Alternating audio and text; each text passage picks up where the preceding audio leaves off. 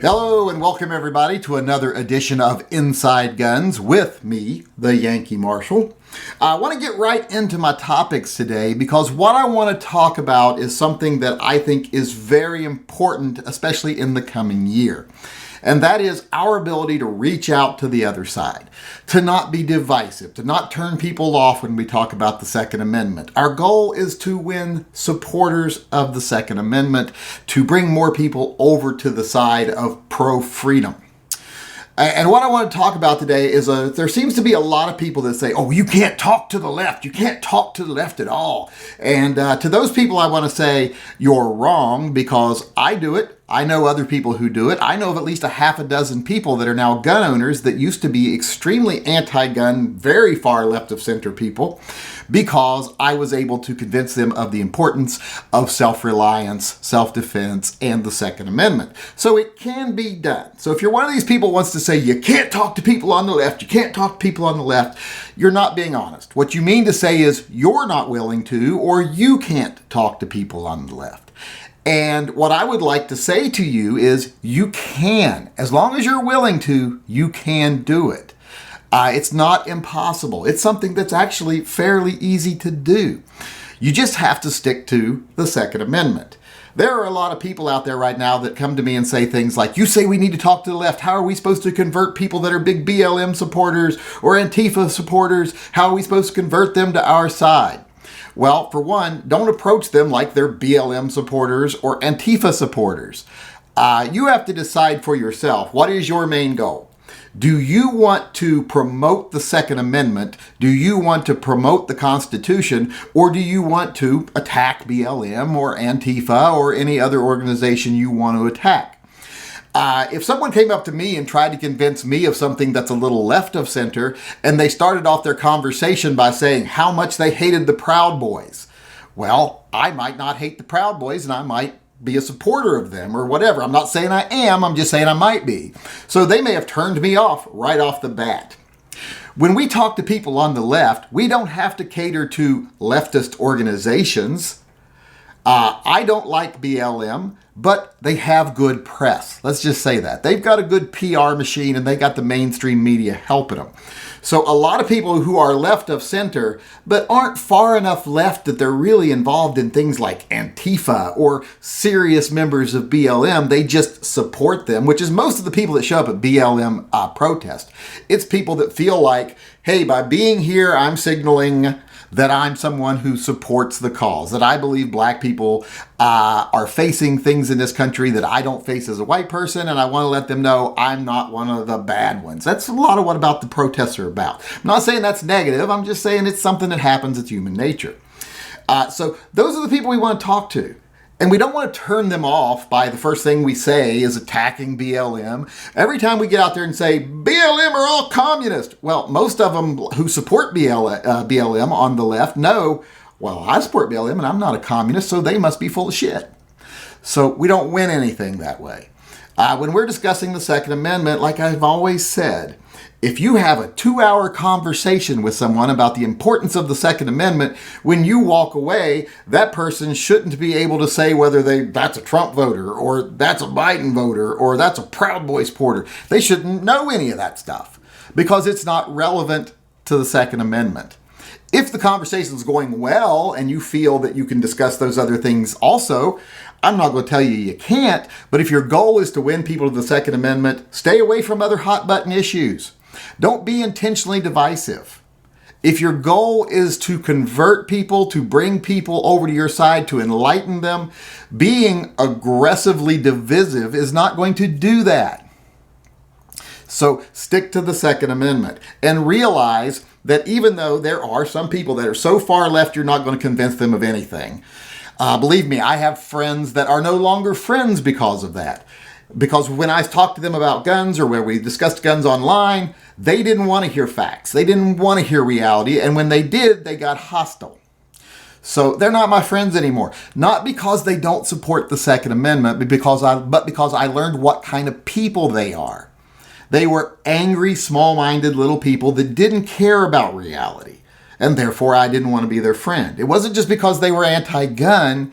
It's because of how they were as people when it came to actually discussing the subject. Because I didn't approach them with other things that irritated them. I didn't go over and go, you know what? Abortion should be illegal. Black Lives Matter are all racists that are just, profiting off racism and blah, blah, blah. And now let's talk about guns. I didn't try to alienate them right off the bat. I just said, hey, here's some facts about guns you might want to consider while you reconsider your opinion about guns. They didn't want any of it. And they reacted like children, so they're not my friends anymore.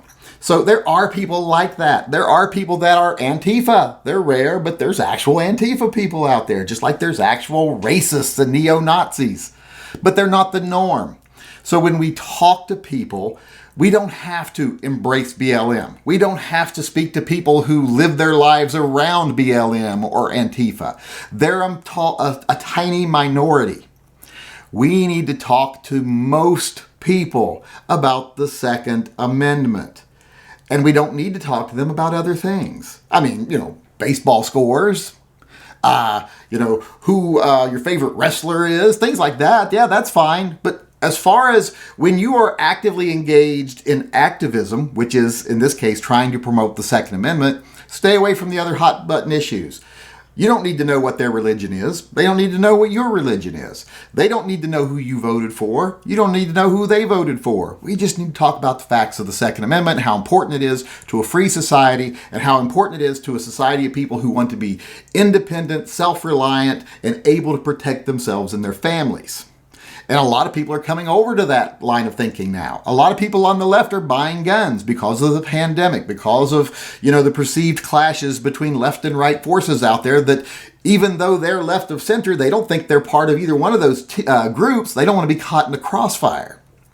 So those people are ripe for the picking. Those people that are intellectually honest, those people can be converted to the Second Amendment as long as we don't poison the discussion with other things. If we have a gun channel and every other video we do is libtards, fucking lefties, and blah, blah, blah, and they're trying to eat your babies and all that other shit, they're going to disregard everything else we say that's true.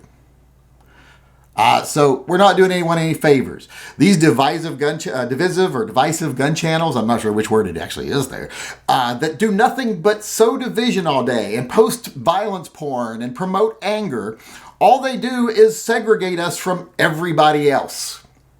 And they do that because that riles up their base to go buy products and use their discount codes, etc. But it doesn't do any good for the Second Amendment because that stuff doesn't belong in a Second Amendment conversation.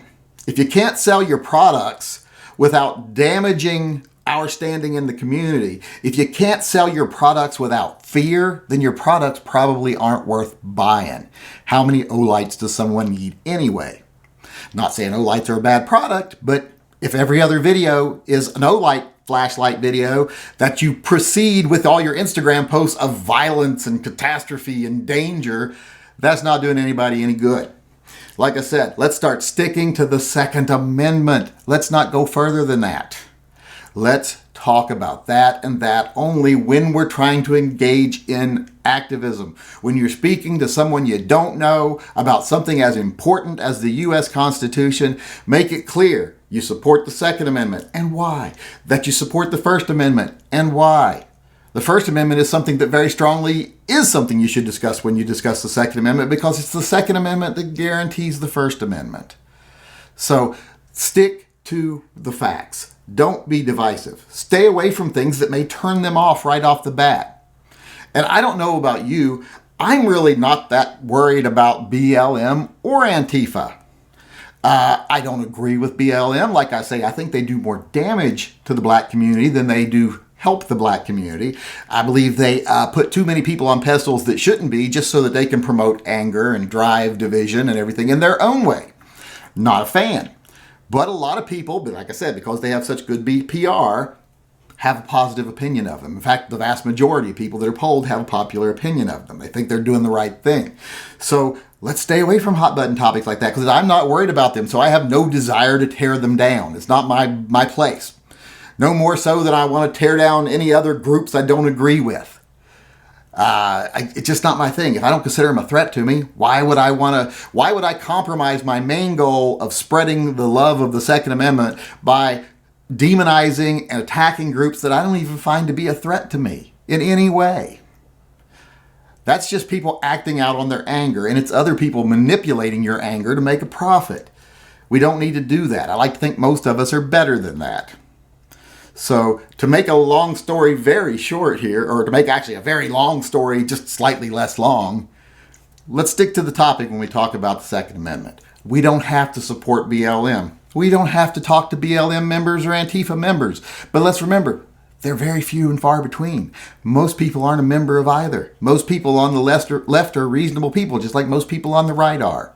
And until we realize that and start talking to them like reasonable people and sticking to our topic without shooting our own foot off or sticking our own foot in our own mouth, let's be reasonable.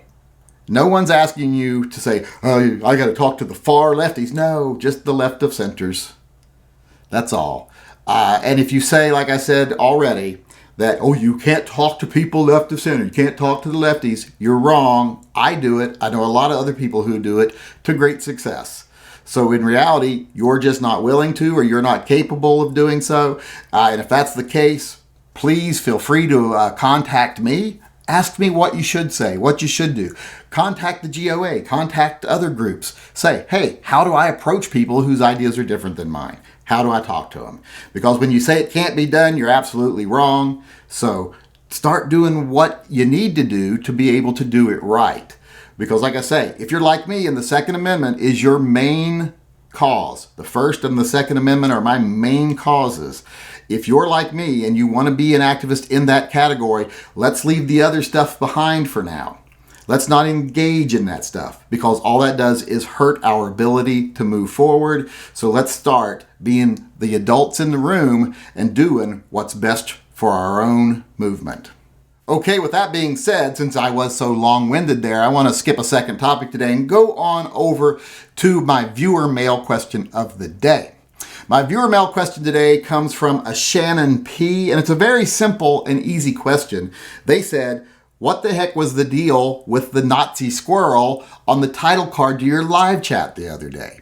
If you don't go to my live chats, there's always like a little placeholder picture that's there before you actually start your chat. The other day it was a little Nazi squirrel. Now, a lot of people are like, what the fuck, are you a Nazi? What are you, blah, blah, blah. No, I'm not a Nazi. For one, I am someone who's very anti-racist. I'm anti-racism, not anti-racist, but that's a different story. But that picture, I made that picture for a couple of different reasons. One reason is, it's cute. I mean, a little Nazi squirrel, what's cuter than that? It's so scary and cute at the same time. But there's really a main psychological reason. The second reason here is because it kind of points out, without actually saying anything, something that I think is prevalent in our society these days. And it's the fact of making mountains out of molehills. Or in this case, making Nazi bears out of Nazi chipmunks. And to explain myself on that, in the media, on network television, even on the internet, you see all the time these people going, oh my God, those people over there, they're neo-Nazis. The neo-Nazis are coming. Or the racists are coming. Or the communists are coming. Or the socialists are coming. What they don't say is, oh, those people over there, those small, tiny number of people who are completely socially and financially disenfranchised and have no power in this community or this government, they're neo-Nazis. Or, oh, those teenage homeless kids over there that actually have no understanding of the world because they haven't even really been involved in anything adult yet. Oh, they're socialists. And the reason they don't say it like that is because that's not scary. They like to say it like, oh my God, socialists, communists, oh my God, neo-Nazis, racists, because that makes it sound like there's a big old Nazi bear sitting in your living room. That's dangerous. But if they portrayed these people like they really are, the disenfranchised, the downtrodden, the few, well, then it's not as scary. If you say that guy over there who has absolutely no power, he's downtrodden, is a racist, well, that's not scary. That's like having a Nazi chipmunk in your living room, not a Nazi bear. It doesn't frighten anybody. You shoo it off with a broom. So that's the whole point of the picture. It's to say, these people aren't scary. It's the media that tries to make them scary. It's just like how politicians and the media try to exaggerate our differences.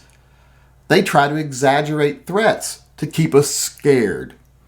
I'm not afraid of some guy, that lives in a trailer park in Mississippi who lost his manufacturing job 4 years ago. He's been living on unemployment and disability ever since or whatever. And he's a racist because he's not scary. If anything, he's more sad than scary. And that's the case with most of these extremists. They're more sad than scary. Scratch the surface of any one of them and you'll find a cacophony of tragedy behind them. So they're not threats. They're not scary. I mean, of course we pay attention, and if a movement starts to become big enough to be afraid of, we would. If a Nazi bear peeks his head out of the woods, we like, bear. But right now, so many people scream chipmunk or scream bear every time a chipmunk runs out of the woods. There ain't a whole lot of Nazi bears in the world, but there's a lot of little Nazi chipmunks, but they still ain't scary. And that's the whole point of the picture. Like I said, it's cute and it makes a point. A Nazi chipmunk might still be a Nazi, but he's also a chipmunk, and he's nothing to be afraid of.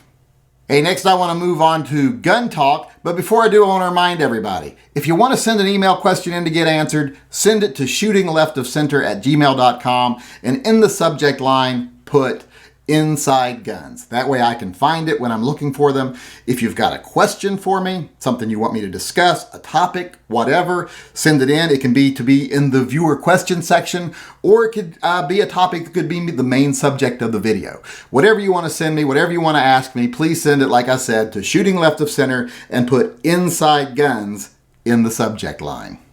Now, the gun I want to talk about today is a gun that, once again, is from a manufacturer that I personally have issues with. I don't like the manufacturer. The manufacturer is Springfield Armory. I think most of you know why I don't like Springfield Armory. But I still do like a lot of their products. I personally won't buy them, but I would never tell you not to buy them because that's cancel culture as far as I'm concerned, and I don't like that. If I have a problem with a company, I'll express my issues with them, but I won't take it to the point where I'll tell lies about their products and say their products suck or anything like that. And in this case, this product doesn't suck, so I want to talk about it. And it is the Ronin 1911 from Springfield Armory. And the reason I want to talk about it today is it is now available in 10 millimeter. Springfield is known to import some really good 1911s and even manufacture some really good 1911s. The old Loaded series was one of the best 1911s you could buy. For as far as bang for your buck was concerned, it was easily one of the best series you could get out there. And I was very fond of them. That was before I had my problems with Springfield Armory, but back then I still really loved their product and I still like their 1911s, their TRPs, etc. Well, the Ronin is an excellent 1911. If you're someone who wanted to carry a 1911, this is one I would definitely consider.